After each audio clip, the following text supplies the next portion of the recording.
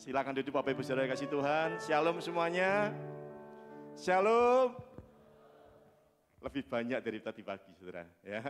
Luar biasa. Bagaimana kabarnya Bapak Ibu Saudara kasih Tuhan? Apa? Luar biasa apa? Baik, ya. Luar biasa sehat. Ya, jangan luar biasa cemas ya atau takut. Karena kita punya Yesus yang jauh lebih besar dari keadaan kita, Saudara. Pada malam hari ini, saya sebelumnya mengucapkan terima kasih ya buat Ibu Gembala, Ibu Esther, yang sudah memberikan kesempatan buat saya untuk saya bisa berbagi berkat di tempat ini. Ya, saudara sudah kenal saya? Ya, kalau fellowship saya datang, tapi ini adalah khotbah perdana di tahun 2025. Sebelumnya belum pernah. Ya, luar biasa. Tapi puji Tuhan, ya kita masih diberi umur yang panjang, diberi kesehatan untuk kita bisa saling memberkati saudara. Nama saya Edi Juliarto. Edi Juliarto, ya lahirnya bulan Juli. Kalau bulan Juli uangnya banyak, ya namanya Juliarto.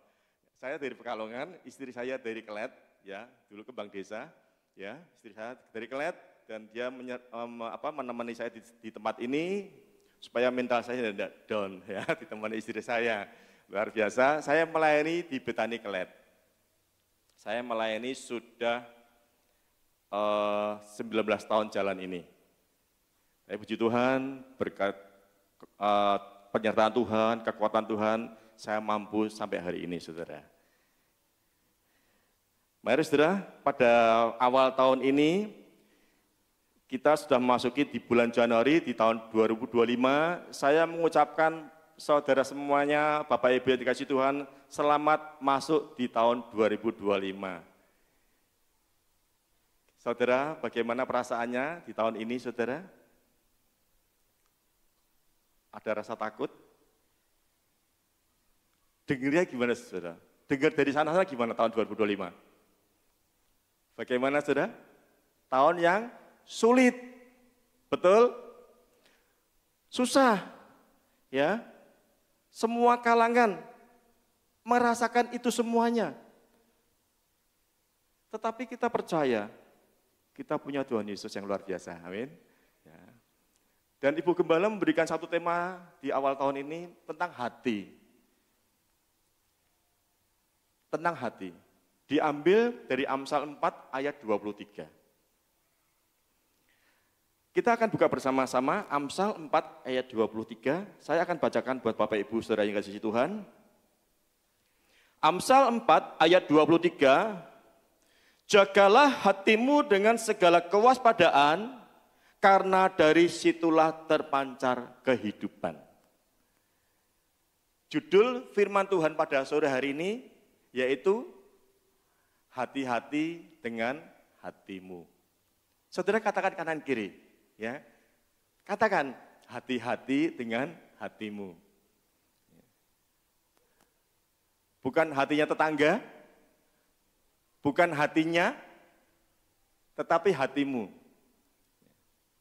Dikatakan di dalam Alkitab, dikatakan jagalah hatimu. Kita harus jaga. Siapa yang menjaga hati kita? Tetangga kita? Pastinya Tuhan jaga hati kita. Amin. Yang kedua, saudara punya hati, saya punya hati, yang jaga itu ya kita sendiri. Jagalah dalam bahasa Ibrani artinya nasar, N-A-S-A-R, bukan nazar. Kalau nazar itu kita janji sama Tuhan kalau harapan tercapai, itu nazar. Ini nasar, N-A-S-A-R. Artinya yang menjaga itu adalah kita sendiri, bukan orang lain. Masa kita titip hati kepada orang lain, aku jaga hatiku ya, tidak mungkin. Kalau kita punya hati yang menjaga kita. Nasar yang pertama berarti yang menjaga hati kita adalah saudara dan saya, kita punya hati. Nasar yang kedua, artinya supaya saudara dan saya yang punya hati, yang punya isinya ini, saudara, kita harus observasi atau menelaah atau mencermati isi hati kita itu bagaimana. Saudara jangan mengatakan bahwa oh saya sudah orangnya sudah benar, saya sudah sempurna. Enggak. Kita harus selalu mencermati atau menelaah, mengobservasi isi hati itu tuh kita tuh apa. Ya. Itu harus seperti itu. Kalau saudara baca di dalam Lukas 6, dikatakan kita tidak bisa mengambil selumbar di mata orang lain, sedangkan kita tidak tahu balok di mata kita sendiri. Artinya seringkali ketika ada kesalahan-kesalahan kecil kepada orang lain, kita seringnya pengennya protes, kritik, pengennya mengubah orang itu. Tetapi sebenarnya kita sendiri ada balok di mata kita, kita tidak tahu. Selumbari itu adalah kesalahan-kesalahan kecil, kalau balok itu adalah kesalahan-kesalahan besar. Kalau kesalahan besar ada di tempat di kita tidak tahu. Seringkali kita lihatnya orang lain. Kita tidak sadar diri kita tuh di hatinya tuh masih ada apa. Saudara ingat, ketika Ibu Gembala khotbah hari ulang tahun, dia ambil dari Kisah Para Rasul 1 ayat 8 dikatakan apa? Kita semua akan menerima kuasa kalau Roh Kudus turun atas kita dan kita akan menjadi saksinya, saksi Yesus di Yerusalem. Dari Yerusalem dulu, baru ke seluruh Yudea, ke Samaria, sampai ke ujung bumi. Artinya, kalau kita mau disaksinya Tuhan, itu dimulai dari Yerusalem. Yerusalem siapa? Saudara dan saya. Yerusalem siapa? Keluarga kita. Kalau kita menjadi pribadi sebagai Yerusalem, yang kita sudah punya hati yang beres, yang sehat, kita bisa jadi berkat buat keluarga. Kalau keluarga diberkati, kita bisa jadi berkat di luar sana, saudara. Saksi Tuhan itu dimulai dari Yerusalem. Setelah itu ke seluruh Yudea, ke Samaria, sampai ke ujung bumi. Dan dikatakan, jagalah hatimu, itu artinya menjaga sesuatu yang sangat bernilai. Saudara kalau punya barang berharga atau bernilai, pasti dijaga. Betul saudara? Kalau saudara punya HP, dibelikan casting supaya kalau jatuh tidak pecah, kasih anti gores supaya tidak rusak. Karena apa? Karena ini kesukaan kita. Karena ini sesuatu yang bernilai, yang penting, yang sangat berharga. Itu harus dijaga. Kenapa hati harus dijaga? Karena hati sangat penting. Yang pertama, karena hati menentukan kualitas seseorang. Karena hati menentukan kualitas seseorang. Ada satu kisah ketika Tuhan akan memilih bangsa Israel. Raja untuk bangsa Israel. Kita buka di dalam 1 Samuel 16 ayat 6 sampai 7. 1 Samuel 16 ayat 6 sampai 7. Ketika mereka itu masuk dan Samuel melihat Eliab, lalu pikirnya, sungguh di hadapan Tuhan sekarang berdiri yang diurapinya. Ayat 7, tetapi berfirmanlah Tuhan kepada Samuel, janganlah pandang parasnya atau perawakan yang tinggi, sebab aku telah menolaknya, bukan yang dilihat manusia, yang dilihat Allah. Manusia melihat apa yang di depan mata, tetapi Tuhan melihat hati. Saudara, seringkali kita terkecoh melihat seseorang dari castingnya, saudara, dari perawakannya, dari parasnya. Seringkali yang muda-muda ini siapa ya, muda-muda. Ya, kalau cari pacar yang cantik, yang ganteng, ya. Saudara kalau cari pacar harus punya hati yang berkualitas. Amin. Ya. Tuhan mencari raja untuk bangsa Israel, itu bukan apa yang dilihat manusia yang di depan mata, tetapi Tuhan melihat hati. Standarnya Tuhan itu hati. Kriteria Tuhan itu hati. Samuel walaupun dia seorang imam, seorang hamba Tuhan, tetapi Samuel terkecoh ketika lihat Eliab. Eliab ini yang diurapi Tuhan. Tuhan katakan, bukan, aku telah menolaknya. Karena Samuel melihat perawakannya dan parasnya Eliab. Yang tinggi besar, parasnya ganteng, Samuel terkecoh di situ. Tetapi Tuhan tidak bisa dibohongi. Hati menentukan kualitas seseorang. Sehingga hati perlu dijaga. Yang kedua, kenapa hati harus jaga? Yang kedua, hati adalah kacamata untuk kita melihat kehidupan. Hati adalah kacamata untuk kita melihat sebuah kehidupan.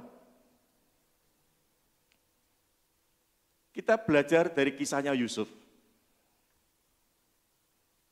Kejadian 37 ayat 2. Berawal dari ini, saudara. Yusuf itu adalah anak kesayangan bapaknya. Dia mendapatkan 2 mimpi, dan ketika mendapat 2 mimpi itu mulai dari situlah saudara-saudaranya tidak suka, tidak senang, sehingga ada rasa iri dan ingin membunuh Yusuf. Tetapi suatu saudaranya bernama Ruben, dia jangan kau tumpahkan darahnya, mendingan Yusuf masukkan ke sumur saja. Pikirnya mau dikembalikan ke bapaknya. Tetapi akhirnya dijual sebagai seorang budak. Yusuf, ya, anak yang baru umur 17 tahun, dia mau dijahati sama saudara-saudaranya. Dimasukkan sumur, dijual sebagai budak sampai kepada Potifar. Dan akhirnya Yusuf sampai difitnah masuk penjara. Tetapi oleh karena penyertaan Tuhan, semua yang di jalan Yusuf semua dibuat berhasil. Sampai akhirnya Yusuf dipilih menjadi orang nomor 2 di Mesir sebagai Perdana Menteri. Bagaimana pandangan Yusuf kepada saudara-saudaranya? Walaupun Yusuf waktu dijahati masuknya sumur sampai dia dijual sebagai seorang budak, masuk penjara. Bagaimana kacamatanya Yusuf ketika dia memandang saudara-saudaranya? Kejadian 50 ayat 20. Kita lihat saudara, Kejadian 50 ayat 20. Ini satu kacamata Yusuf ketika didatangi saudaranya, dia berkata seperti ini saudara. Kejadian 50 ayat 20. Memang kamu telah mereka-rekakan yang jahat terhadap aku, tetapi Allah telah mereka-rekakannya untuk kebaikan dengan maksud melakukan seperti yang terjadi sekarang ini. Ya, ini memelihara hidup suatu bangsa yang besar. Wow, saudara, ya, Yusuf ini tokoh kesukaanku. Walaupun dia mengalami suatu perjalanan yang tidak gampang. Dia mau dibunuh, akhirnya dimasukkan sumur yang kering. Dia dijual sebagai seorang budak. Tetapi Yusuf mengatakan, mereka boleh mereka yang jahat, tetapi Allah mereka-rekakan yang baik untuk hidupnya. Sampai akhirnya suatu bangsa yang besar terpelihara. Bayangkan saudara, kalau kita jadi Yusuf, pasti kita akan mengalami sebuah kepahitan. Dijahati saudaranya, sampai dijual seorang budak, sampai difitnah masuk penjara. Tetapi Yusuf tidak kepahitan, Yusuf tidak dendam, tidak kecewa. Dia mengatakan satu kacamatanya Tuhan, bahwa semua yang dialami Yusuf itu adalah sebagai sarana sampai Yusuf mengalami sebuah promosi, saudara. Amin. Ketika saudara mengalami sumur-sumur kering, ketika saudara mengalami satu gesekan-gesekan dari orang-orang, saudara harus pakai kacamata Tuhan. Oh, orang ini akan membentuk karakter saya. Mungkin kalau kita mau cari teman, kita cari teman sesuai harapan kita, yang baik, ya, yang bisa, oh ya Ci, ya Tante, ya Pak, ya Bu, yuk. Saudara cari teman kadang-kadang harus teman yang suka menegur. Supaya saudara bisa terbentuk. Kalau kita punya teman 10 semuanya ya. Di belakangnya guru, mending kita cari teman yang belak-belakan. Kalau negur, kalau memang dia mau memberikan satu masukan, sehingga kita bisa dibentuk. Yusuf ini pakai kacamata Tuhan. Dia tidak mengalami satu dendam. Dia katakan bahwa semua yang dia alami adalah sebagai sarana sampai Yusuf mengalami sebuah promosi menjadi orang nomor 2 di Mesir. Kalau hati kita kotor, maka kita melihat kehidupan dari sisi negatif. Kotor itu banyak sampah. Kalau saudara hatinya banyak sampah, ya, kita lihat kehidupannya dari sisi negatif, saudara. Orang model kayak gini nih ya, orang model kayak gini yang hatinya kotor, sukanya komplain, ya, sukanya protes, sukanya seringnya bersungut-sungut, itu model kayak gini. Walaupun Tuhan sudah berkati, ya isinya protes terus, tidak pernah cukup. Itu namanya hatinya kotor. Kalau orang yang hatinya kotor itu artinya orang itu biasanya pesimis. Pesimis, saudara. Orang pesimis itu kadang-kadang seringkali melihat masalah di tengah-tengah kesempatan. Walaupun ada banyak kesempatan yang dilihat masalahnya. Saya seringkali ketemu orang di situ kelet, saudara. Ya tak suruh jualan ini, katanya gini, wah Pak Edi yang di sana jual ini sepi. Loh, ya ada kesempatan baik, dia katakan yang di sana sepi. Dia takut. Itu orang pesimis, hatinya kotor. Tetapi orang yang hatinya bersih, orang melihat kehidupan dari sisi positifnya. Dan orang yang punya hati bersih ini saudara biasa orangnya optimis. Orang yang optimis itu adalah orang yang melihat sebuah kesempatan di tengah-tengah masalah.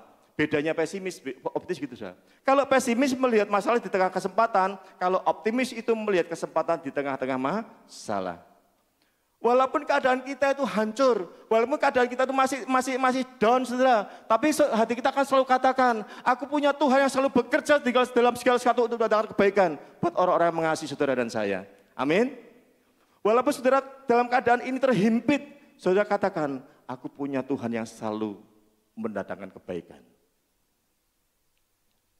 Ini adalah orang yang optimis. Orang yang hatinya bersih, selalu memandang kehidupan dari sisi positif, dari sisi yang benar. Mengapa hati harus dijaga? Yang ketiga, hati itu sebagai indikator kerohanian saudara dan saya. Hati, yang ketiga, kenapa hati harus dijaga? Hati ini sebagai indikator kerohanian daripada saudara dan saya. Kita lihat di dalam Matius 15 ayat 8-9. Matius 15 ayat 8-9.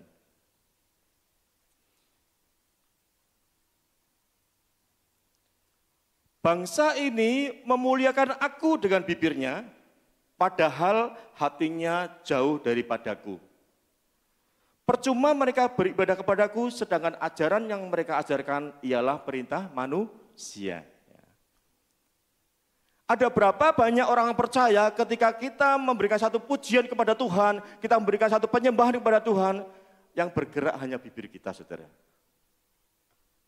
Kita berdoa sama Tuhan, yang bergerak hanya mulut kita. Sedangkan hatinya itu masih menjauh daripada Tuhan. Tuhan katakan apa? Percuma mereka beribadah kepadaku, kalau hatinya kita tuh masih menjauh daripada Tuhan. Kalau saudara berdoa sama Tuhan, memuji Tuhan, dekatkan hatimu kepada Tuhan, arahkan hati pada Tuhan. Seringkali kita banyak melihat orang-orang seperti itu. Wah saudara, yang dicari suaranya bagus. Enggak, Tuhan selalu lihat hati. Hati kita sebagai indikator daripada kerohanian seseorang. Hati kita menentukan hubungan kita dengan Tuhan. Itu hati kita, bukan mulut kita saja. Tetapi hati itu yang sangat pokok, saudara. Karena hati menentukan hubungan kita dengan Tuhan. Ada 3 hal hati menentukan kualitas seseorang, hati sebagai kacamata kita melihat kehidupan, dan hati sebagai indikator daripada kerohanian saudara dan saya. Sehingga hati itu harus dijaga. Dikatakan, kita kembali ke Amsal 4 ayat 23. Jagalah hatimu dengan segala kewaspadaan. Loh ini jaga hati itu hanya jaga. Ternyata Alkitab mengatakan kita menjaga hati itu dengan segala kewaspadaan. Artinya kita menjaga hati itu jangan sampai kita lengah.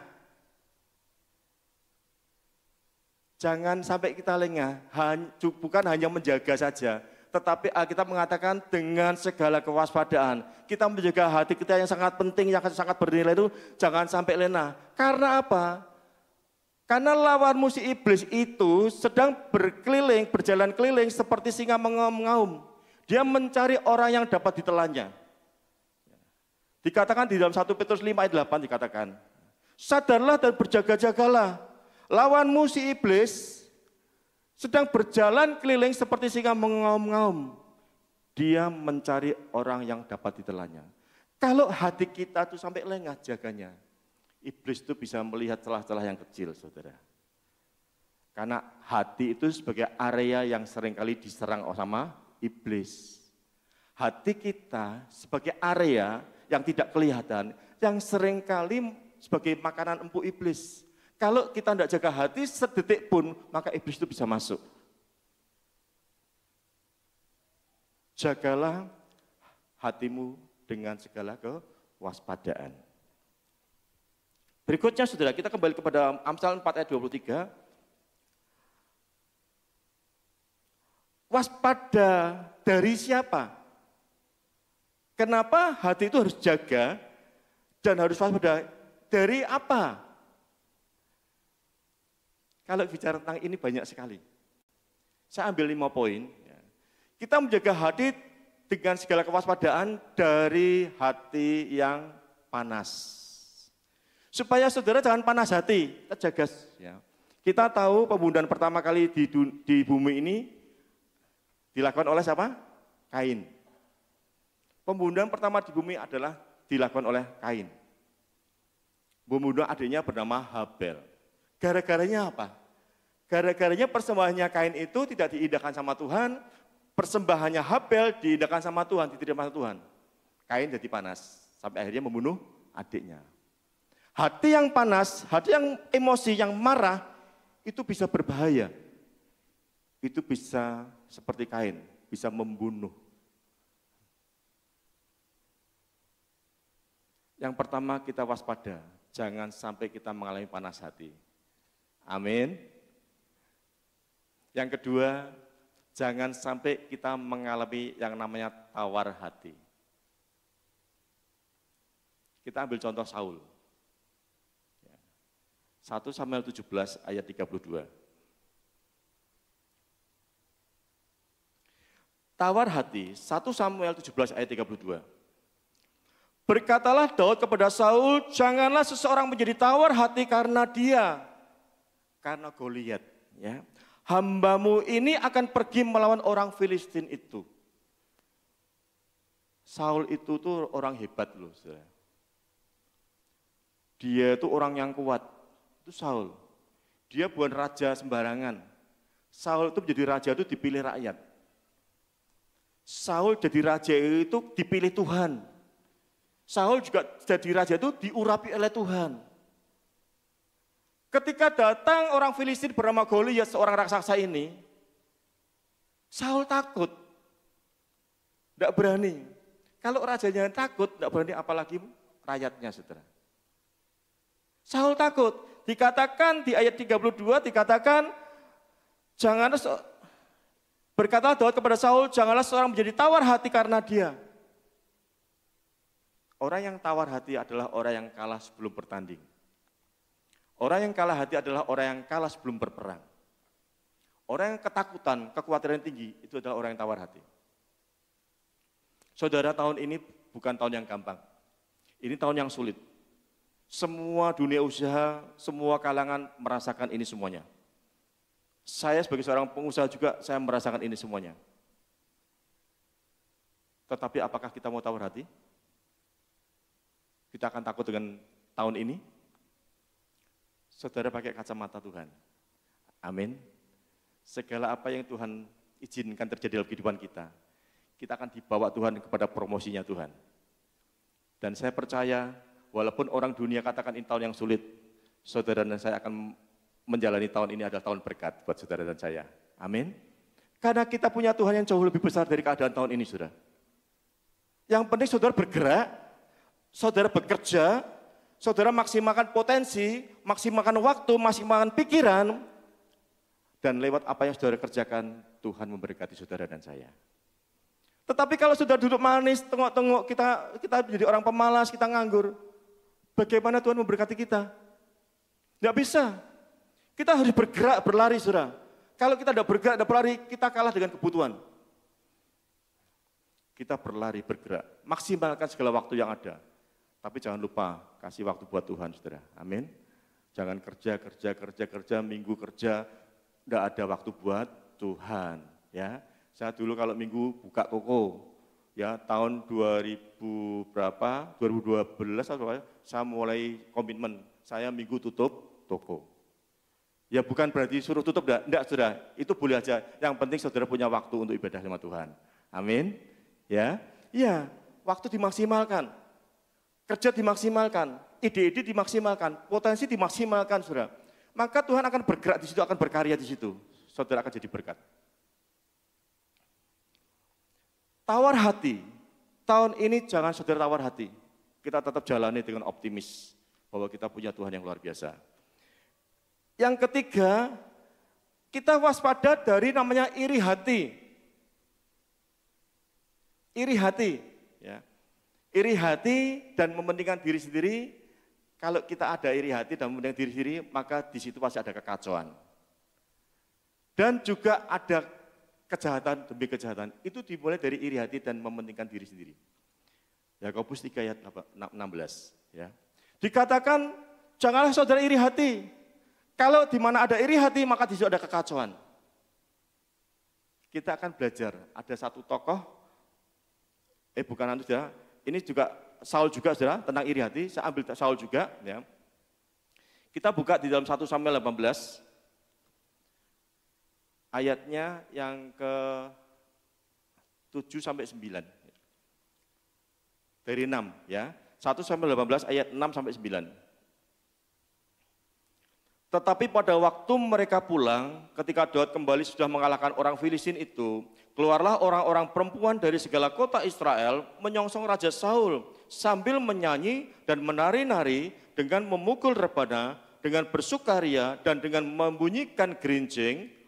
Dan perempuan yang menari-nari itu menyanyi berbalas-balasan, katanya, Saul mengalahkan beribu-ribu musuh, tetapi Daud berlaksa-laksa. Ayat yang berikutnya, lalu bangkitlah amarah Saul dengan sangat, dan perkataan itu menyebalkan hatinya, sebab pikirnya, kepada Daud diperhitungkan mereka berlaksa-laksa, tetapi kepadaku diperhitungkannya beribu-ribu. Akhir-akhirnya jabatan raja itu pun jatuh kepadanya. Ayat berikutnya, sejak hari itu maka Saul menjadi mendengki Daud.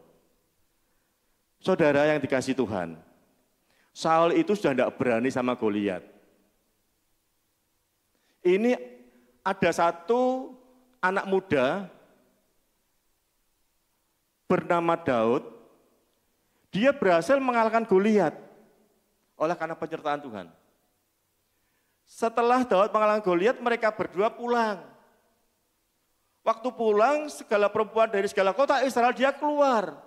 Dia bernyanyi, beria-ria, saudara, dengan rebana, dengan musik-musik yang lain, saudara. Dia bersaut-sautan, dia katakan, Saul mengalahkan musuh beribu-ribu, tetapi Daud mengalahkan musuh berlaksa-laksa. Dari itulah Saul mengalami satu dengki atau iri hati. Karena ada iri hati itu, saudara, Saul berencana ingin membunuh Daud.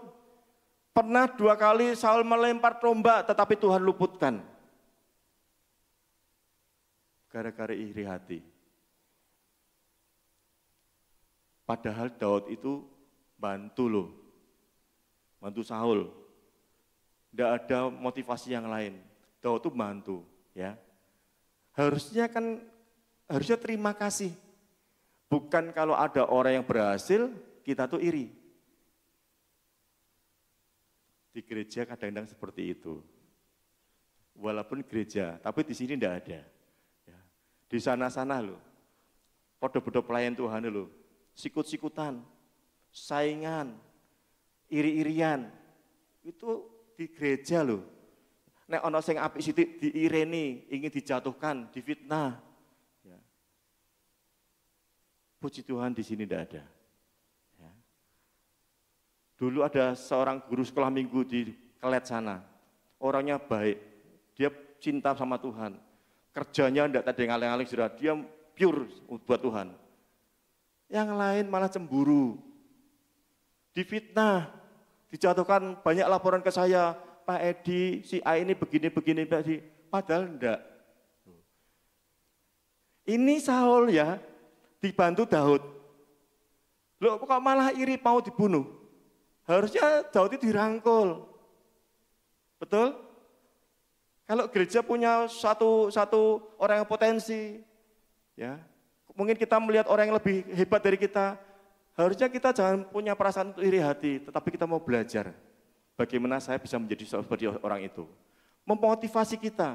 Kalau kita ketemu dengan orang yang lebih hebat dari kita, lebih hebat, lebih pandai, lebih segalanya, saudara jangan ingin menjatuhkan orang itu, tapi saudara mau belajar. ya. Memotivasi kita, wah ini orang ini hebat. Kita termotivasi bagaimana kita untuk bisa menjadi seperti seorang ini, bahkan lebih. Ya. Jangan kalau kita ketemu orang yang lebih hebat dari kita tuh iri hati dan kita kadang-kadang fitnah, kita ingin menjatuhkan. Kita mau belajar termotivasi, kita seperti orang itu. Yang ketiga dikatakan kita waspada dari iri hati, supaya hati kita jangan mempunyai iri hati. Yang keempat, hati kita supaya tidak mengalami namanya pahit hati.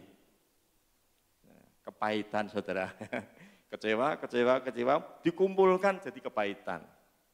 Kepahitan itu bukan sebuah batang, tetapi pahit itu adalah ada akarnya. Ini saudara, kepahitan.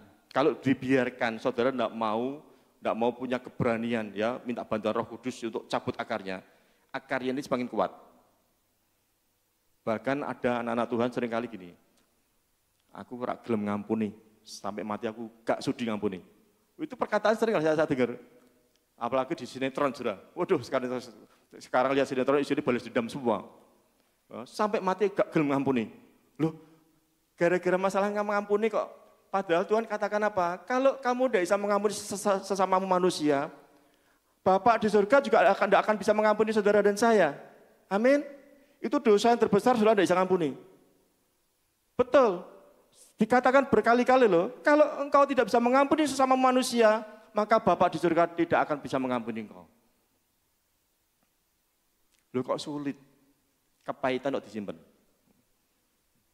Saudara, secara tidak langsung, kepahitan hati itu akan menggerogoti kesehatan saudara. Orang yang pahit hati biasanya orangnya udah awet muda. Ya. Cepet tua. Coba saudara kepahitan. Bertahun-tahun, semakin kisut wajahnya. Betul. Coba aja. Tetapi kalau hatinya gembira saudara, sukacita, saudara menjadi orang yang awet muda. Amin. Kepahitan itu sebagai akar. Ini bisa menggerogoti kesehatan. Karena sakit kita, kalau saudara sakit kanker, sakit apapun, itu sebenarnya 70% disebabkan oleh hati dan pikiran. Kalau pikiran kita, hati kita pahit, saudara mau lakukan pola makan, ya, tidak usah makan daging, tidak usah makan yang berlemak-lemak, ya, saudara olahraga seminggu 3 kali. Kalau hati saudara tetap pahit, tidak bisa jaga, saudara tetap sakit. Setelah COVID, ya, orang berburu-buru cari vitamin. Sepeda laris. Banyak orang olahraga gara-gara COVID. Itu hanya sebagian kecil. Kalau saudara ingin sehat, saudara jangan pahit hati. Ya atau ya? Jangan pahit hati. Contoh ini. Ada satu tokoh yang tidak dikenal saudara ya, yang kita mungkin tidak tahu, yaitu Ahitofel. Ahitofel ya, kita akan buka di dalam 2 Samuel 17 ayat 23. 2 Samuel 17 ayat 23. 2 Samuel 17 ayat 23. Ini satu tokoh yang tidak pernah kita dengar saudara, tetapi ini sungguh luar biasa, bisa memberkati kita semuanya. Ketika dilihat Ahitofel bahwa nasihatnya tidak dipedulikan, dipasangnya lah pelana keledainya, lalu berangkatlah ia ke rumahnya, ke kotanya. Ia mengatur urusan rumah tangganya, kemudian menggantung diri. Demikianlah ia mati, lalu ia dikuburkan dalam kuburan ayahnya. Siapa Ahitofel? Ahitofel itu adalah seorang penasihat raja. Wow, sudah luar biasa ya. Ahitofel seorang penasihat raja. Waktu itu penasihat Raja Daud. Sampai akhirnya muncullah raja yang anaknya Daud, yaitu Absalom menjadi raja. Ahitofel itu masih menjadi penasihat raja Absalom. Kecewa Ahitofel. Gara-gara apa? Gara-gara nasihatnya tidak diterima. Nasihat pertama diterima, yang kedua diterima, yang ketiga tidak diterima. Akhirnya Ahitofel mengalami satu kekecewaan. Dia simpan kekecewaan itu sampai akhirnya Ahitofel mengalami pahit hati. Sampai dia gantung diri. Dead. Mati. Gara-gara apa? Gara-gara pahit hati. Makanya hati-hati saudara. Saudara harus mengobservasi hati kita. Kita harus mencapai hati kita itu bagaimana isinya. Kalau hari ini saudara punya kepahitan, siapa yang dipahiti? Ampuni. Orang Kristen itu harus suka mengampuni saudara. Jadikan itu adalah gaya hidup. Biasanya cewek-cewek, wanita-wanita yang sulit ini. Ya, saya beberapa kali di kelas sana ketemu wanita, ya ada kepahitan dengan ini, bilangnya gitu. Orang sudi Pak Edi. Mau apa? Aku ngampuni deh. Loh, padahal yang rugian dia sendiri. Ya, sing dipahiti dia cuma riwari biasa aja. Yang kepahitannya ruginya kepahitan. Yang dipahiti itu santai, masih jalan ke sana sini. Yang dipahiti loh ya. Yang rugi itu yang kepahitan. Loh kok orang belum ngampuni. Yang keempat yaitu pahit hati. Yang kelima, kita jaga hati dengan waspada dari tinggi hati. Kita jangan jadi orang yang sombong. Biasanya orang itu kalau sudah berubah, itu sombong. Ya, punya kerjaan bagus jadi sombong, punya jadi pejabat jadi sombong, punya uang banyak jadi sombong, punya status yang baik jadi sombong. Ngapain sombong saudara? Tuhan tidak suka orang yang congkak. Tuhan menentang orang yang congkak, tetapi Tuhan mengasihi orang yang rendah hati. Buat apa kita sombong saudara? Saya kalau dikelet, waduh saudara, kalau ada orang mobil baru, platnya masih plat baru, kalau lewat di depan toko, kacanya dibuka semua. Awalnya saya tidak tahu, loh ini mobil satu sekali gitu, dua sekali, loh kok mobilannya kacanya dibuka, orang malah kotor, solar pada masuk nanti. Jebule wong genderti kilo mobil anyar sing duwe si A. Wih, ngapain kita tuh sombong diri? Amin. Kalau hari ini sudah diberkati, berkat itu untuk dinikmati, bukan disombongkan. Nggak usah kita sombong, kita punya apapun jangan disombongkan. Itu hanya untuk dinikmati, Tuhan kasih untuk dinikmati. Mobil baru 1, 2, 3, benar sudah tanya nyonyaku itu. Nah, sampai saya kasih, loh Mi, itu ada mobil baru, ada AC-nya saudara. Dibuka semua kacanya, yang terpenting di supirnya itu sudah dibuka. Wih, si A itu mobil baru, gitu ya, orang lihat. Tidak usah kita sombong. Tuhan menentang orang congkak, tetapi Tuhan mengasihi orang yang rendah hati. 5 hal ini kita harus waspada. Makanya kita harus observasi, kita mencermati isi hati kita itu apa. Sebelum kita mengubah orang lain, kita harus cermati hidup kita. Ubahlah pribadi kita, hati kita, baru kita bisa merubah orang lain, saudara. Ya. Yang berikutnya, salah satu contoh, saudara, ya, ini contoh yang menjadi berkat buat saya juga. Saya dapat ayat ini ya tentang Eliezer. Kita buka di dalam Kejadian 15 ayat 2. Tentang Eliezer. Siapa Eliezer?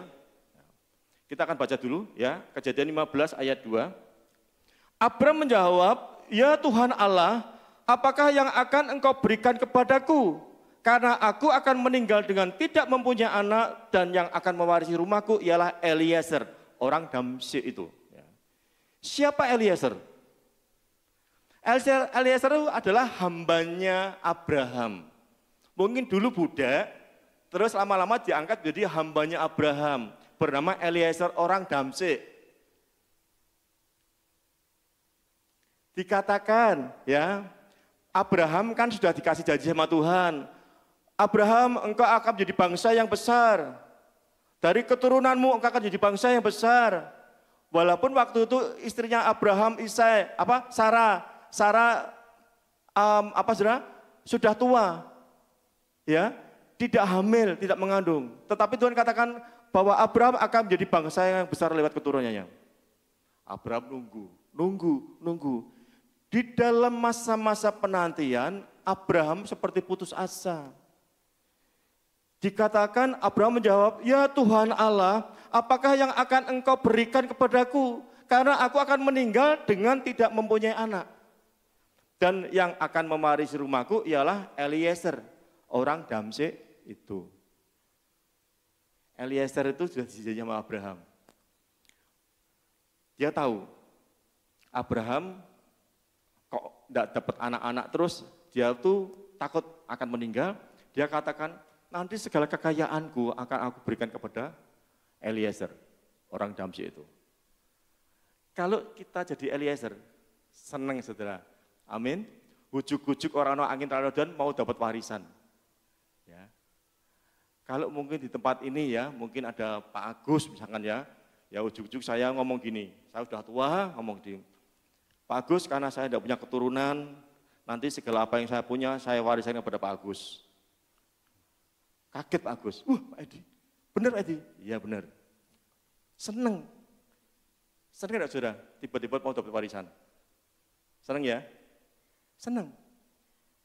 Tetapi ketika berjalan waktu, ketika Abraham mengatakan bahwa nanti kalau aku tidak punya keturunan, tiba-tiba beberapa waktu kemudian, istrinya Abraham mengandung. Dan lahirnya Ishak. Pasti waktu itu Eliezer akan mengalami suatu kekecewaan yang luar biasa. Aduh, asem tenan ya. Aku jadi wong sugih, jadi pewaris tunggal dari kekayaannya Abraham. Kenapa Ishak harus lahir? Betul saudara? Pasti akan dendam, akan mengalami suatu kekecewaan. Dia jengkel marah saudara. Coba nek Ishak orang lahir. Dan Abraham mati, saya jadi orang kaya. KTP Eliezer, kita lihat perjalanan ke depannya. Ketika Ishak tumbuh dewasa, menjadi seorang pemuda, akhirnya Abraham berkata kepada Eliezer, hai Eliezer, tolong carikan pasangan hidup buat anakku Ishak. Dikasih kepercayaan. Eliezer ketika dikasih kepercayaan untuk mencarikan pasangan hidup, kalau Eliezer adalah orang yang kecewa, dia dendam, dia jengkel dan marah, saya percaya Eliezer orang sudi. Betul? Misalkan dicari pasangan yang wis karuan sak kenone gitu, tetapi enggak. Ketika Eliezer dikasih kepercayaan dari Abraham untuk mencarikan pasangan hidup Ishak, dia berdoa sama Tuhan. Akhirnya Tuhan kasih tanda. Dan dapatlah seorang pasangan hidup sesuai dengan apa yang maunya Abraham, pasangan hidup yang baik. Eliezer adalah orang yang patut kita tiru, saudara. Walaupun dia mengalami satu kekecewaan, dia tidak pahit hati. Coba kalau saudara kecewa, ya terus saudara dimintai tolong sama orang yang mengecewakan saudara. Apakah saudara mau dengan tulus saudara kerjakan itu? Susah. Eliezer dia berdoa sama Tuhan. Dia mencarikan pasangan hidup buat Ishak yang terbaik. Itu contoh satu tokoh yang luar biasa. Berikutnya Amsal 4 ayat 23, dikatakan, jagalah hatimu dengan segala kewaspadaan, karena dari situlah terpancar kehidupan. Kata-kata terpancar, itu pasti ada sumbernya. Artinya kalau hati itu dari hati ada terpancar, hati adalah sumber kehidupan itu sendiri. Terpancar itu ada sumbernya. Kalau kita mau membuat sumur, ya sumur manual atau sumur bor, pasti kita akan mencari sumber. Karena tidak ada sumbernya, tidak akan keluar airnya. Terpancar adalah sumber, ya, dan sumber itu harus dijaga dengan segala kewaspadaan, saudara. Kita akan buka di dalam 2 Raja-Raja 2 ayat 19 sampai 22. 2 Raja-Raja 2 ayat 19 sampai 22.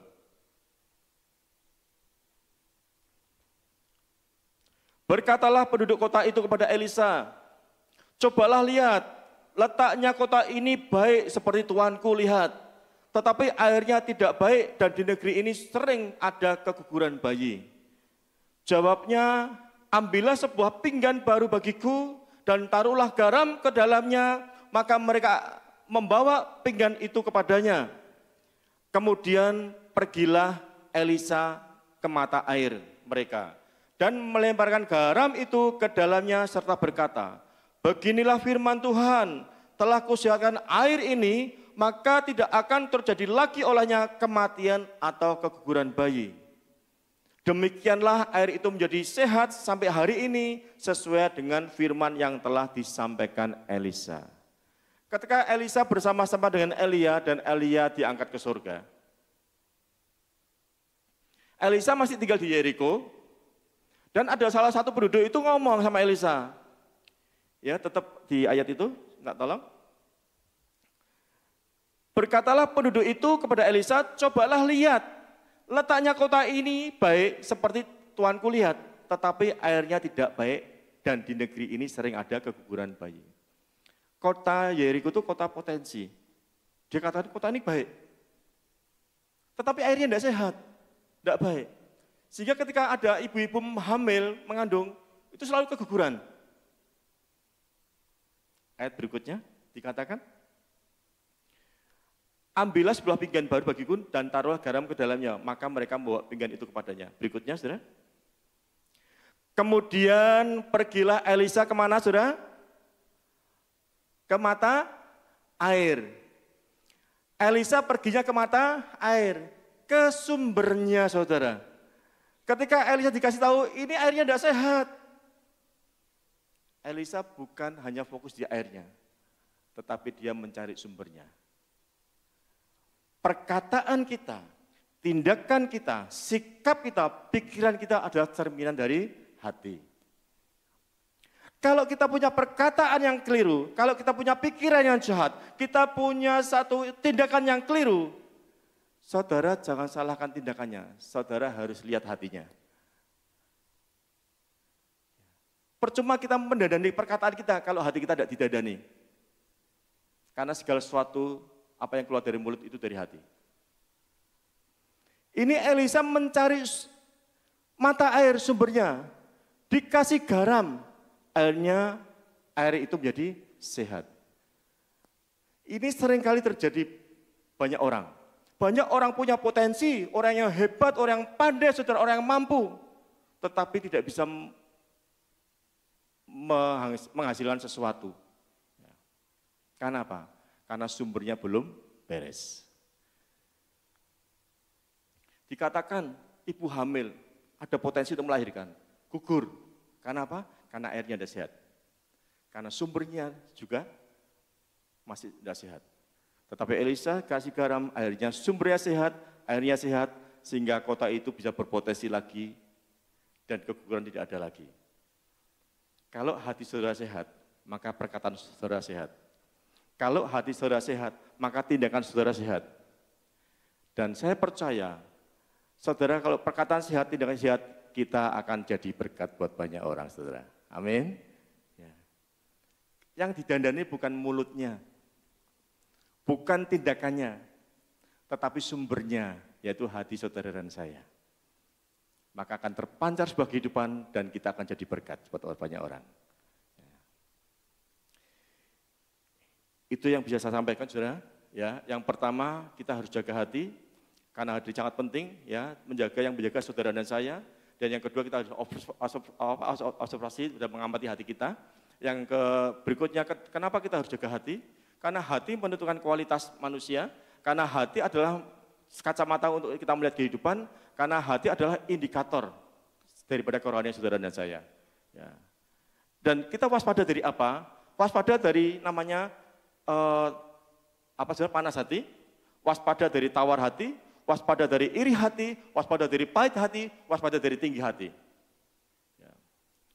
Dan yang kedua, kalau saudara punya potensi, saudara punya jadi orang hebat, saudara harus mengalami sebuah terobosan. Syaratnya hati saudara harus sehat. Hati sehat, hati yang selalu dikasih firman Tuhan, saudara. Amin. Di dalam Mazmur 1 ayat 2 dikatakan apa? Yang kesukaan adalah Taurat Tuhan. Renungkanlah Taurat Tuhan siang dan malam. Yosua 1 ayat 8 juga dikatakan apa? Renungkanlah Taurat Tuhan siang dan malam, sehingga engkau bertindak hati-hati, engkau akan berhasil. Hati disiarkan oleh firman Tuhan, karena di dalam hati manusia itu bertumbuh iman. Karena di dalam hati manusia itu ada Tuhan. Kalau hati kita bersih, hati kita sehat, perkataan kita adalah perkataan yang membangun, perkataan yang menguatkan, perkataan yang mengasihi, itu adalah hati yang sehat. Kalau hatinya tidak sehat, saudara, perkataannya menjatuhkan orang, melemahkan orang. Itu adalah hati yang tidak sehat. Kalau hati saudara beres, itu semua perkataan tindakan itu beres. Dan dimanapun saudara diutus Tuhan, saudara akan jadi berkat. Amin. Tidak usah kita tuh sekolah teologi ya. Siapapun saudara, di desa apapun. Yang penting bagaimana sikap saudara, bagaimana tutur kata saudara, bagaimana tindakan saudara. Ketika kita baik, kita jadi terang dan garam dunia, saudara. Mereka akan melihat bahwa kita Injil berjalan. Wah, mbah itu baik. Sapa Tuhane? Yesus Kristus. Ya, hati-hati.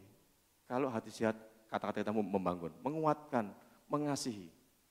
Tetapi kalau hati kita tidak sehat, kata-kata kita seringkali menjatuhkan, melemahkan orang lain. Saya ingin bersaksi, saudara. Ya, masih sabar ya. Amin. Ya. Saudara lihat saya, kita tidak punya masalah ya. Gede, dur. Dulu saya kurus, saudara. Saya kurus dulu. Dulu berat saya 75, sekarang 95. Luar biasa ya. Saya kesukaannya adalah di dalam Mazmur 92. Ya, semakin tua semakin gemuk.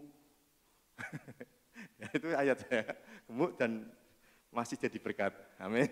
Ya, saya ingin kesaksian. Saya punya masa lalu, saudara, yang harus saya ceritakan untuk berbagi berkat. Ya, mungkin kalau saudara lihat saya seolah-olah kayak polos, ya wajahnya, tapi dulu oplos. Saudara. Jadi saya itu dulu oplosan, ya. Kalau hari Minggu bawa Alkitab, ya ke gereja, kalau setelah ibadah sampai hari Sabtu sampai Minggu pagi saya itu bermain judi. Ya. Oplosan dulu. Sekarang kelihatan polos, ya. 22 tahun yang lalu saya sebenarnya hampir almarhum. Saya mau dapat gelar ALM Edi Juliarto. Ya. Kalau APT mending saudara apoteker. Kalau AKT mending itu akuntan. Ini ALM, almarhum Edi Juliarto. Hampir. Karena apa? Saya berjudi, sejak saya kuliah, saya belajar, dan akhirnya saya bisa, sampai judi itu menjadi sebuah hobi buat saya, dan sampai mengalami satu perkembangan dari judi kartu, saya judi nomor, SDSB, Porkas, Singapura, Malaysia, judi sepak bola, sampai judi dadu. Itu adalah kehidupan saya masa lalu. Siapa yang di sini ada judi, masih judi? Angkat tangan. Saya kasih tahu ya, namanya orang judi, tidak ada namanya kamusnya menang. Ya. Saudara itu kalau judi itu pikiran dan hati saudara sedang dibelenggu sama iblis. Memang dikasih kemenangan awalnya, tapi ujung-ujungnya saudara akan mengalami sebuah kebinasaan. Saya tahun 99 itu sebagai puncak-puncaknya, di rekening saya ada 500 juta. Itu dari hasil judi. Tahun 99, saya kalau berjudi itu bukan klasteri, saya bukan puluhan juta, tapi saya ratusan juta kalau judi. Sekali pasang Senin, Kemis, Sabtu, Minggu, itu Singapura, Malaysia, sepak bola, saya pasti ikut. 9 saya punya satu kemenangan, saya ingin melipat gandakan kemenangan saya. Saudara kalau judi itu dikuasai iblis, saudara tidak punya akal sehat, saudara tidak punya hati yang terang. Semuanya gelap, inginnya nafsu, ambisi. Itu orang judi. Ya, kalau kalah pengen ngejar kalahnya, kalau menang pengen dilipat gandakan. Lah itu kan saudara kena jebakan iblis. Tidak ada namanya judi itu menang. Saudara walaupun diiming orang banyak, jangan pernah ketut, jangan pernah tertarik. Semua judi, apalagi sekarang ada slot. Apalagi itu sudah program itu, tidak akan menang. Ya, 99 saya mengalami satu kemenangan yang luar biasa, saya akhirnya bisa beli tanah dan bisa bangun rumah. Rumahnya belum jadi, masih separuh, saya kalah. 2001 saya mulai mengalami satu kekalahan, saudara, tragis, habis semua. Itu setan, saudara. 2001 saya mulai kehabisan, 2002 saya barangnya diambil sales, utang saya banyak. Saya tidak bisa bayar. Saya utang keluarganya nyonya saya utang keluarga saya utang sama tetangga, sama sales, sama bank. Banyak sekali utang saya. Saya tidak punya siapa-siapa. Waktu itu saya belum kenal Tuhan dengan baik, dengan benar.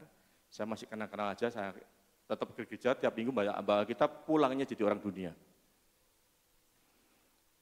Habis semua barang-barang saya, besi, pralon, keramik diambil sales karena saya tidak bisa bayar utang. Karena barang yang ada akhirnya diambil sales untuk menutup utang-utang saya. Itu pun belum cukup. Singkat cerita, saya mengalami satu kebuntuan, saya tidak bisa, bagaimana saya tidak bisa lari kemana, saya tidak punya siapa-siapa, saya buntu, saya putus asa, saudara.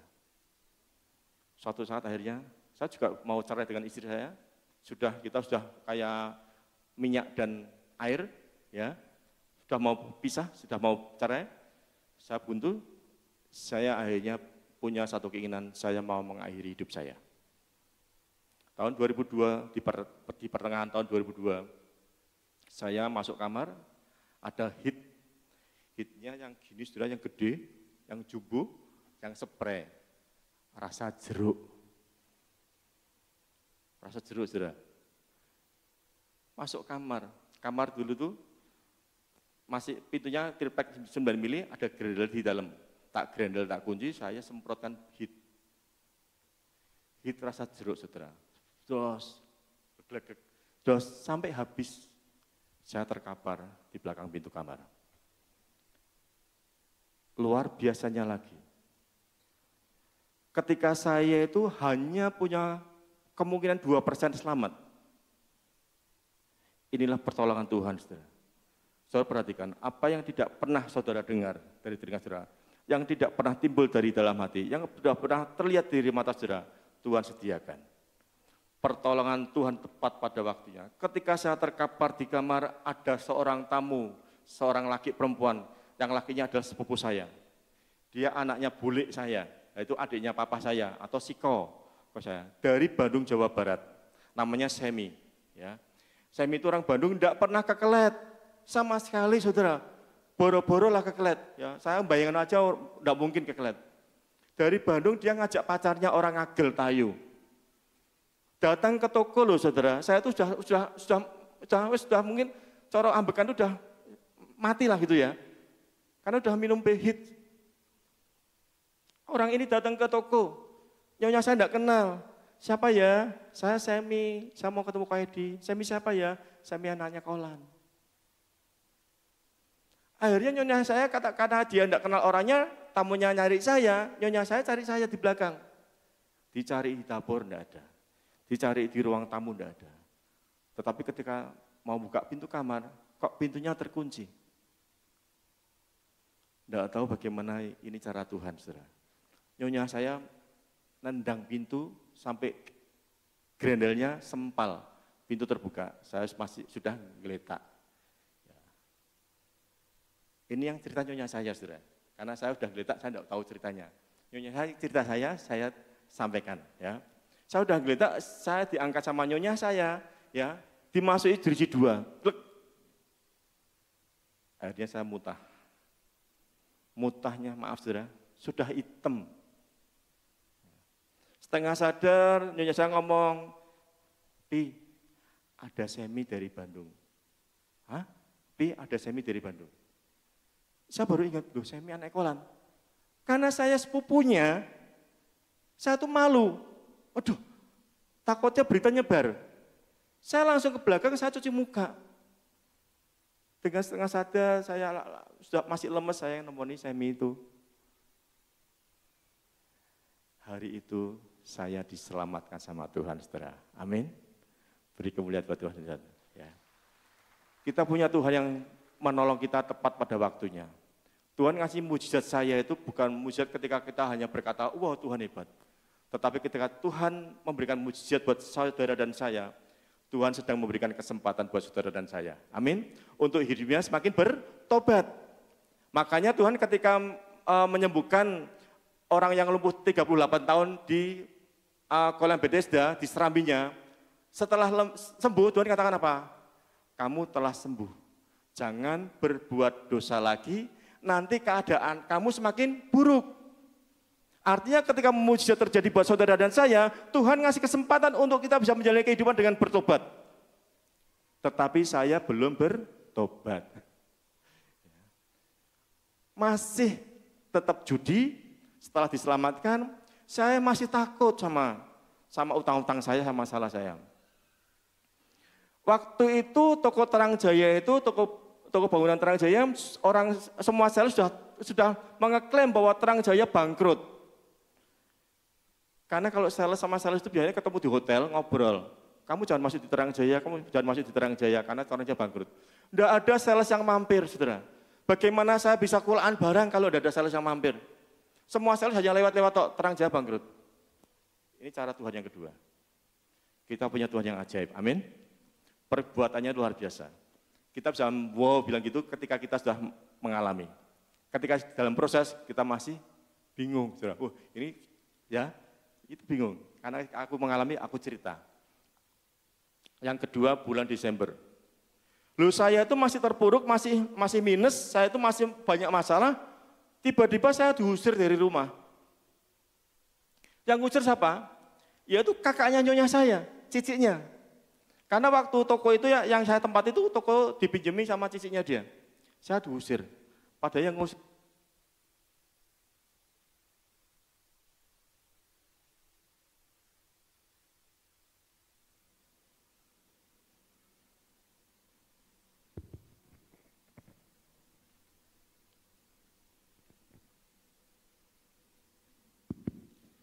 Oke ya, baterainya habis mungkin. Yang ngusir itu adalah kakaknya istri saya. Itu orang yang kaya, diberkati Tuhan. Saya diusir. Titip sama orang, waktu itu orang langganan kita, biasa mijet di keluarga kita. Titip, nah aku dititipin cicikmu, pokoknya bulan Desember ini kamu harus pindah dari tempat ini. Bayangkan saudara, saya masih dalam keadaan terpuruk, saya suruh pindah, diusir. Pokoknya orang pindah, hilang-hilangan dok siji. Katanya gitu.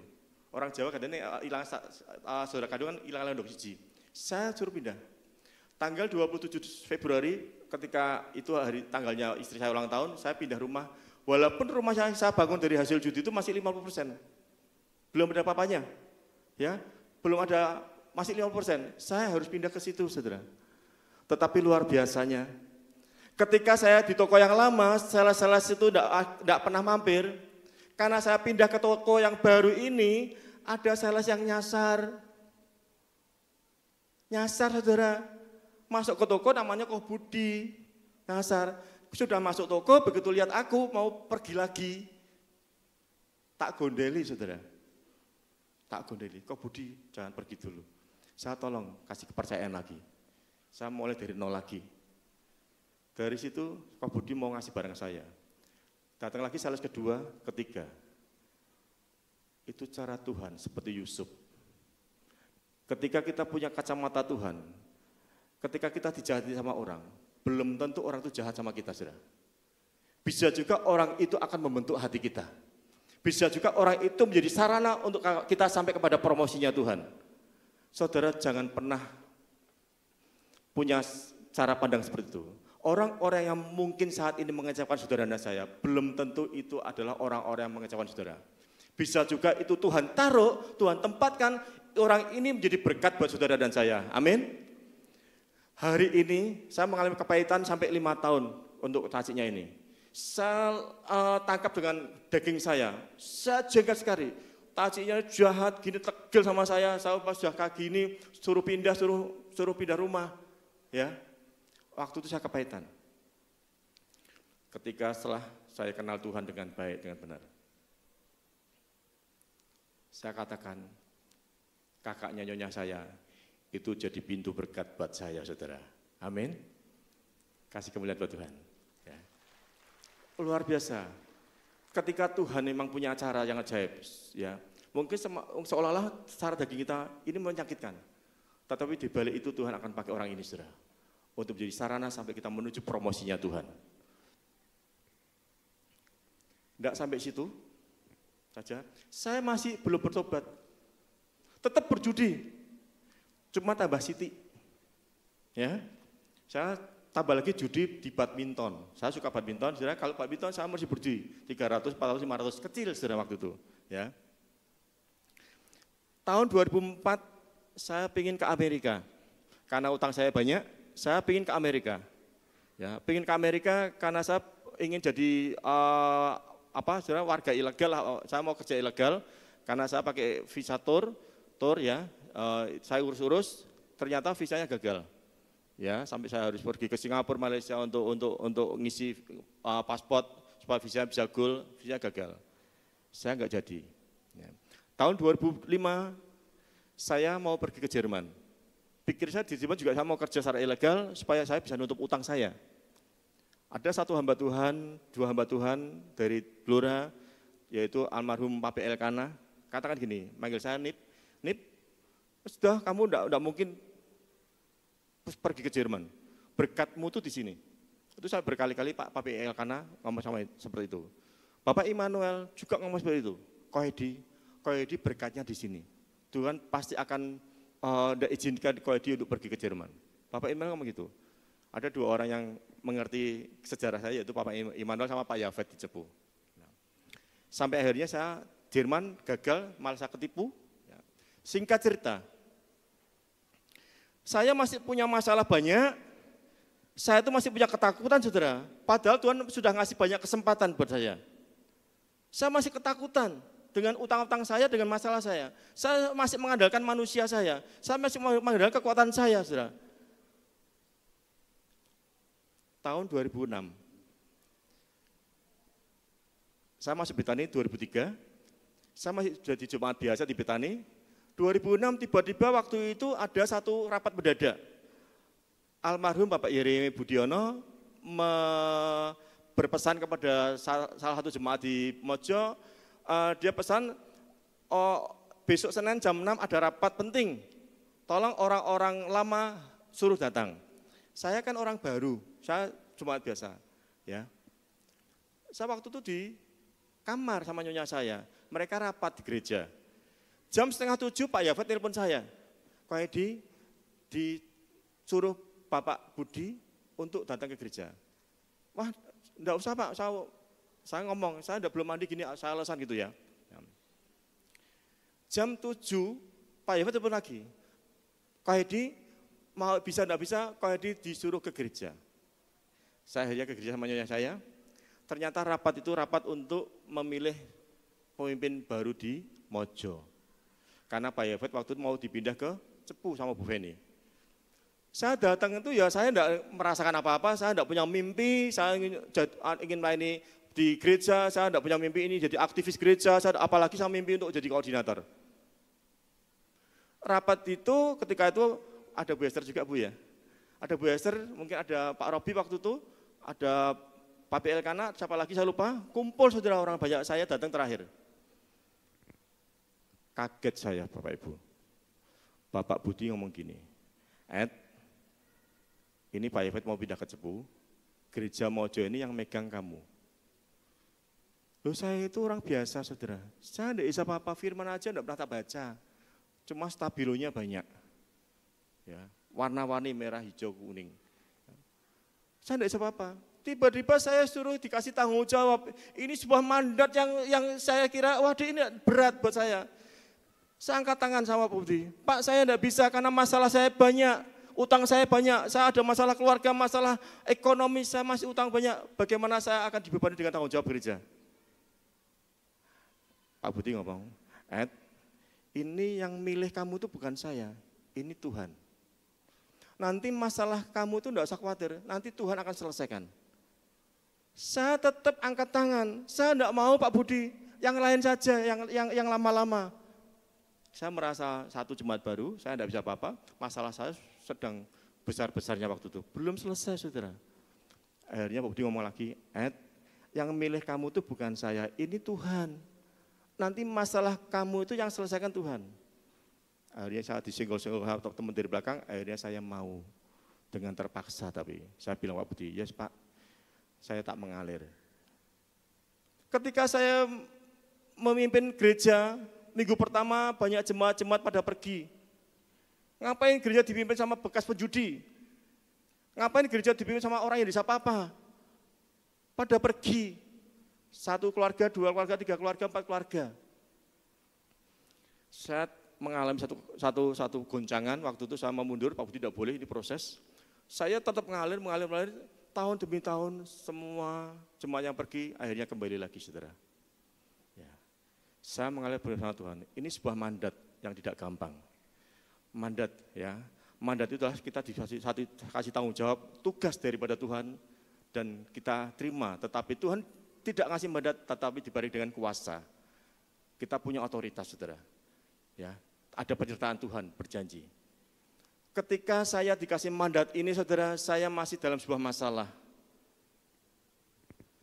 Katakan masalahmu akan diselesaikan Tuhan. Ya, saya tetap berjalan dengan masalah. Saya masih berjudi. Ketika saya menjadi seorang koordinator pada saat itu, saudara, saya mulai berjalan. Ketika saya memimpin gereja, tetapi saya juga masih jadi orang dunia. Saya masih berjudi. Lama-lama 1 bulan, 2 bulan, saya punya rasa malu sama Tuhan. Kenapa ya? Aku udah jadi koordinator, kok aku masih judi? Kalau saudara cinta Tuhan, saudara mau tinggalkan judinya atau tinggalkan Tuhan? Halo? Kalau saudara cinta Tuhan, saudara mau tinggalkan judinya atau Tuhannya? Judinya. Tetapi seringkali banyak anak-anak Tuhan hari-hari ini kalau kita punya masalah tinggalkan Tuhannya. Ya. Coba kalau saudara lihat, ya di sini tidak ada. Di luar sana, saudara, pelayan-pelayan Tuhan yang ada di mimbar, mereka punya kepahitan, punya tidak bisa ngampuni. Ketika dia berjalan bersama Tuhan, mengiring Tuhan, kalau dia cinta Tuhan, harusnya kepahitan dilepaskan, saudara. Amin. Dia harus mengampuni. Kalau kita berjalan bersama, Tuhan itu ngasih kuasa kepada kita untuk kita bisa bertobat. Tuhan ngasih kuasa, dia menyertai kita, saudara. Ini semua karena Tuhan, saudara. Sampai hari ini saya ada, ini semua karena kasih dan kemurahan Tuhan, saudara. Ya, luar biasa. Saya sampai hari ini saya terus disertai sama Tuhan, saya dikuatkan sama teman-teman. Ya, ini karena anugerah Tuhan, kasih kemurahan Tuhan. Sekali lagi beri kembali buat Tuhan, saudara. Amin. Saudara jangan pernah takut dengan masalah. Yang terakhir, saudara, tadi pagi saya berkhotbah 1 jam, ini lebih tak ringkes lagi bisa 50 menit. Ya, tapi enggak apa, saudara, ya lama sedikit enggak apa ya. Enggak apa ya, enggak hujan kok ya. Terang ya, enggak apa-apa. Ya. Pertanyaan terakhir. Saudara, kalau lihat saya itu, ketika saya sudah jadi koordinator, saya sudah terima mandatnya Tuhan untuk memimpin gereja, saya dikasih tanggung jawab, dikasih tugas, saya diberikan suatu otoritas, kuasa. Pertanyaannya, apakah saya itu masih punya masalah? Masih. Selama saudara hidup, bagaimanapun saudara melayani Tuhan, masalah itu tidak pernah hilang, saudara. Tetapi ketika saudara berjalan bersama Tuhan, saudara punya cara pandang yang berbeda. Amin. Dulu saudara saya kurus karena saya lihat masalah. Tetapi ketika saya melihat Tuhan, saya tidak pernah takut lagi. Walaupun masalah terjadi, saya tidak takut karena saya punya Yesus yang luar biasa. Amin. Saya hari ini punya masalah, tetap punya masalah. Tetapi ketika saya melayani Tuhan, saya mengenal Tuhan dengan benar. Saya lihat Tuhannya yang luar biasa, Yesusnya luar biasa. Masalah apapun saya katakan, ketika kita mau bekerja, ketika kita tuh mau maksimal potensi kita, ketika kita tuh mau ambil kesempatan atau peluang, saya percaya semua itu bisa diselesaikan sama Tuhan. Amin. Jangan kita duduk manis atau nganggur, tetapi kita tetap bekerja. Karena itu bagian saudara dan saya, kita tetap melayani Tuhan, itu bagian saudara dan saya, kita lakukan bagian kita, saudara. Dan Tuhan biarlah masalah berkat dan janji Tuhan itu adalah urusannya Tuhan. Yang penting kita kerja, maksimalkan potensi, maksimalkan waktu, maksimalkan ide-ide, pikiran saudara. Saya percaya lewat semua itu Tuhan akan memberkati. Terima kasih.